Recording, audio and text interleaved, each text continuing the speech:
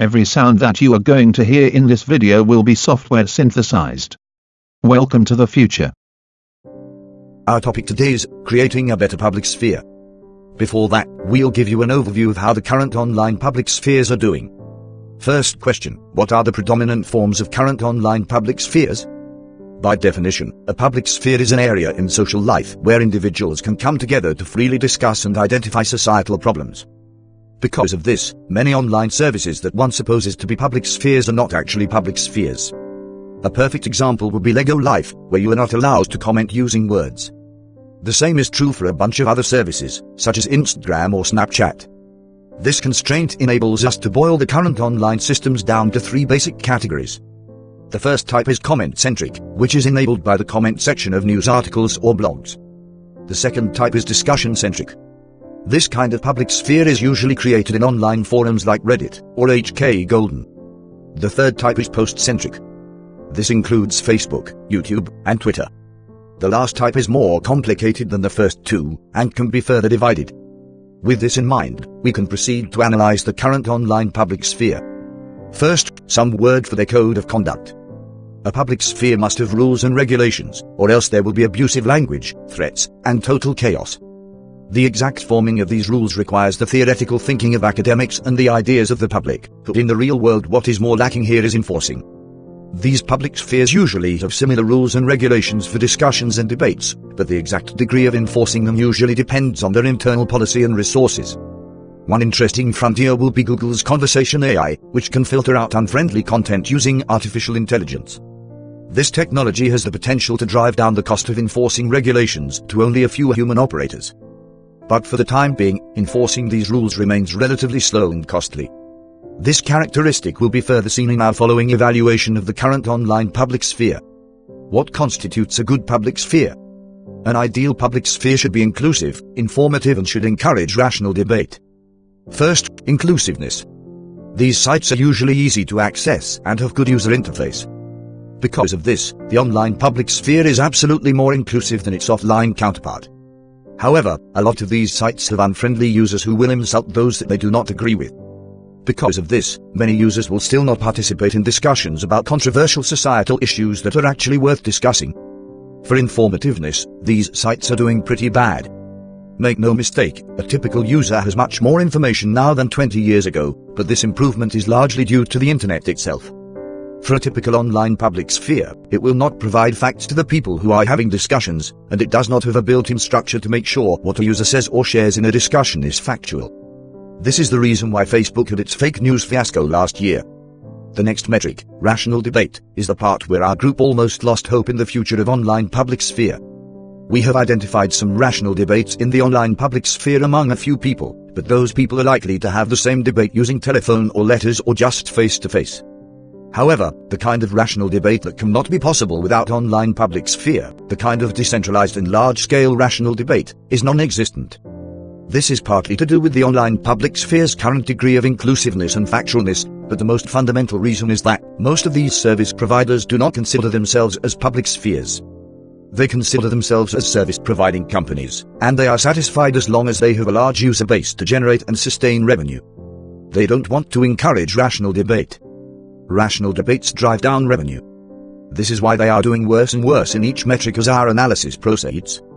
Most of these sites have an incentive to be inclusive, some of these sites have an incentive to be informative, but none of them have an incentive to encourage rational discussion. Therefore, an online public sphere which improves upon the current model must first orient its design around the objective of encouraging inclusive and rational discussion with sufficient information. And that is what we are trying to achieve in the online public sphere that we propose. Following this line of reasoning, we will return to one of the early forms of public sphere, emerged in the Enlightenment age, the press. What made journalism successful in engaging the public in discussions is that it provides the context and fact for the public to discuss about. The topic being discussed was usually few, but the exchange was much more fruitful because people knew what the others were talking about. They understood each other because all of them had a similar understanding of what's on the table. Furthermore, it was due to this limitation that they could focus on a limited amount of issues that were really important. In our day and age, the only kind of online public sphere that retains the same characteristics is the comment sections of news sites and blogs, the first type of online public sphere identified by our group. The reason why it is much more worth improving than the post-centric model or the forum-centric model is that it is the only kind of model that can provide verifiable information on its own, and the topics that the users are going to talk about will be perfectly aligned with the article which they have as their shared knowledge. Moreover, the shared knowledge will not be a fragmented 140-character message, but will be a comprehensive, well-balanced article telling you what the facts are, what are the controversies, and what are at stake, and often they will leave you some trails to delve even deeper into that topic. In this sense, before a person joins the comment section, he or she will be first automatically transformed to be a competent interlocutor. This may sound too fancy to be true. Everyone who is watching this video must have been using the internet for quite some time, and I'm sure none of you have seen a discussion on a news website picking up steam. The reason for that is, everything before the commenting, like the reading, the thinking, these things are great. But when you really get down to making the comment, things start to suck. First, commenting on a news site is very inconvenient. There are hundreds upon thousands of websites whose articles you may watch, and you must log in to their websites before making the comment. You may argue that there are news websites that do not require accounts, but things get worse in this scenario. Because you have not signed up, you'll not be able to receive any replies without checking the articles constantly, which may be even more of a hassle if you ever decide to reply to the replies. Second, deeper interaction on a news site is almost impossible. If you have an account on, say, a blog about monetary policy, and you really like the comments made by another guy with a Batman avatar because he always has a point in his argument. But because this is not Facebook or Reddit, chances are you'll not be able to follow this person's timeline, which basically means you'll probably not see this person's activity unless you bump into him in the comment section of another future article. Third, what you read and what you comment on will not have a lasting impact. Let's say that you have made a very insightful comment on one issue, and everyone who reads it really agrees with you and admires you for that. But the influence you gain at that moment will be over as soon as that article loses its trendiness. Because of this, many people may choose to store their comments on Facebook. Last but not least, commenting at the bottom of an article is not intuitive, because oftentimes the part of article that you agree or disagree may be just one paragraph or one sentence of that article, and thus making comments at the bottom of that article makes no sense at all, and the awkward location of your comment will take people longer to understand which part of the article you're commenting on. These are the four major problems of the comment section in news sites and blogs, but once these problems have been addressed, the comment-oriented online public sphere will be much better. And we will do just that. Unlike these problems that concern the post-centric or forum-centric community, the problem for a comment-oriented public sphere is mostly a technical one. The people involved already have the facts and have already been attracted to the problem at display. What they need is just a better space to discuss and to interact. The main problem for improvement is, like the other services, the news sites or blogs do not consider themselves as public spheres, and they do not attach the same amount importance to the comment section as they do to their articles, and many of these services even close the comment section altogether because it is too troublesome to maintain.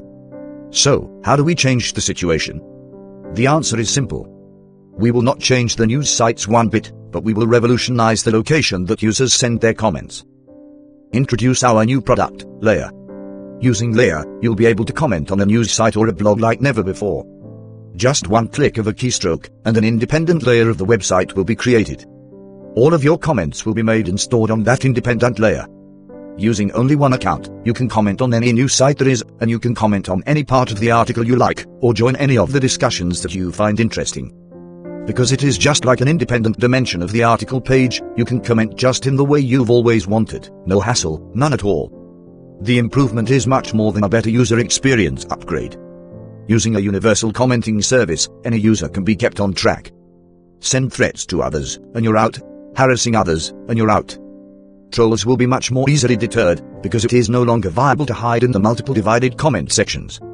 Not only will abusive actions be much more discouraged than the previous model, but constructive comments will also be much more rewarding for the commentator.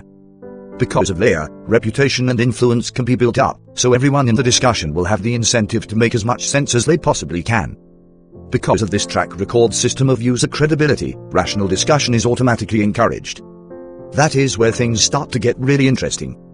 Once enough comments and discussions have been made, Layer will become a network of information in its own right, and the stream of high-quality user discussion will be a source of revelation for the journalists who report the news.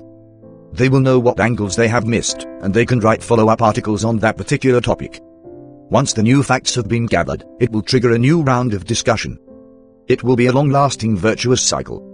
At this stage that I've just mentioned, layer may become so prevalent that it will be studied by policymakers, and those once engaged in the discussion may even form groups to demand change. And that is the holy grail of a public sphere. To be sure, everything will be much harder and more complicated once they are really carried out in real life. The structure will need a much more careful design, and layer will most certainly have more features and take more detours to attract users. We will lay out a more concrete plan in the future. But the thing is, it's not about a business plan. It's about our vision. The comment-oriented public sphere has the potential to transform the society, and we believe this potential can be reached with our product. Using layer, we believe that we can build a better public sphere. Thank you.